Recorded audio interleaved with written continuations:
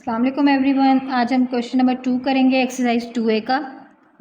Question number 2 का part A है, find the value of A if A ratio 400 is equals to 6 ratio 25। तो A ratio 400 equals to 6 ratio 25। अब इसको fraction form में लिखें तो a बाय 400 बनता है और यह बनता है 6 बाय 25।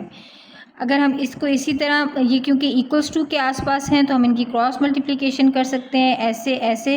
तो ये हो जाता है 25a इक्वल्स टू 400 इंटू 6। अब हमारे पास बन जाता है 25a इक्वल्स टू 2400।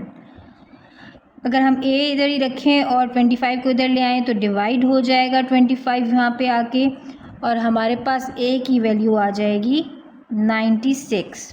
a की वैल्यू है हमारे पास 96। This is your answer. इसी तरह हम पार्ट बी को देखते हैं। Given that 5b ratio 8 is equals to 2 ratio 5, find the value of b। अभी इसमें हमें इसी तरह b फाइंड करना है। 5b रेशो 8 है हमारे पास, इक्वल्स टू 2 रेशो 5 है।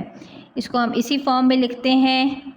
तो ये हमारे पास फिर से क्रॉस मल्टीप्लिकेशन होगी, तो 5b मल्टीप्लाई बाय 5 हो जाएगा और 8 मल्टीप्लाई बाय 2 हो जाएगा। तो ये हमारे पास आ जाएगा 25b equals to 16। So b is equals to 16 by 25, और इसके बाद इसकी कोई कटिंग नहीं होती, तो this is your answer. Question number 3 is given that 2x by 5 is equals to 3x by 8, find the ratio of x ratio y। तो इसको हम सॉल्व करेंगे। ये है हमारे पास 3 क्वेश्चन नंबर है।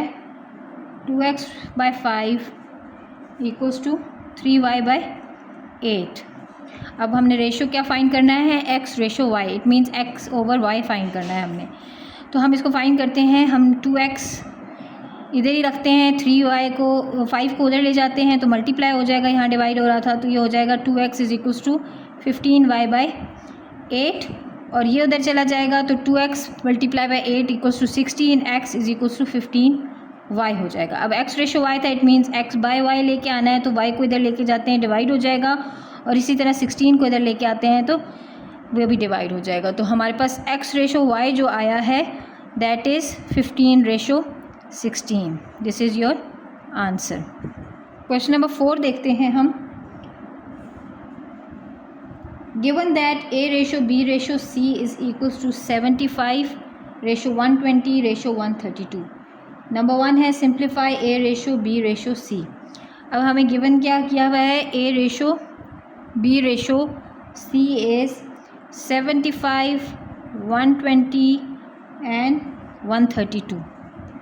अब ये गिवन है, हम इसको देख लेते हैं। पहले हमने सिंप्लीफाई करना है, इट मीन्स कटिंग करनी है। अगर हमारे पास कहीं कटिंग हो रही है तो हम इसकी कटिंग कर लेते हैं। हमारी पास किससे हो रही है कटिंग, हमारे पास इसकी 3 से कटिंग हो रही है। 3 2 ज़ार 6, 15, 3 5 ज़ार 15, 3 6 ज़ार 12 एंड 0 3 60 ज़ार, एंड 3 4 ज़ार 12 एंड 12 3 4 ज़ार 12, तो 44। तो ये हमारे पास सिंप्लीफाइड वर्जन में आ रहा है 25, 60 एंड 44। अभी अगर हम देख लेते हैं हमारे पास कोई कटिंग हो रही है, अभी हम इसके बाद कोई कटिंग नहीं कर सकते। So this is our answer for part 1। Part 2 देखते हैं। पार्ट 2 है फाइंड b रेशो a। अब b क्या था हमारे पास 120 और a क्या था हमारे पास 75। तो हम इसका रेशो फाइंड करते हैं। 5 से कैंसिल करते हैं, 5 2 ज़ार 10, 20 4 ज़ार 20 एंड 5 1 ज़ार 5 और 25, तो 5 5 ज़ार 25। तो ये हमारे पास आ जाता है 24 रेशो 15।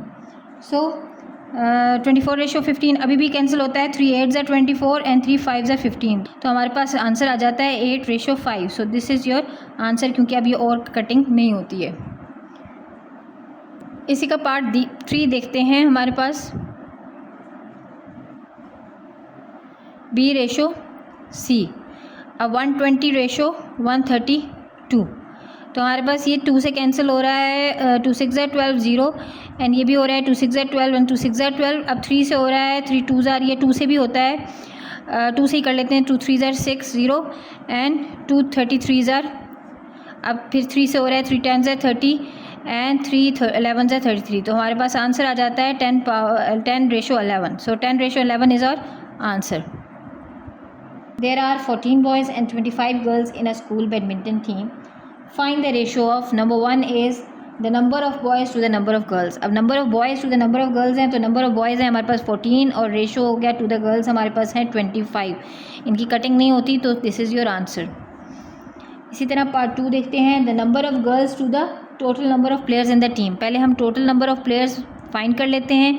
तो total players will be 14 plus 25. तो ये हमारे पास कितने बन जाते हैं 39 प्लेयर्स. तो अब हमने रेशो किसका फाइंड करना है, girls to the total number. तो गर्ल्स हमारे पास 25 हैं और टोटल नंबर है हमारे पास 39.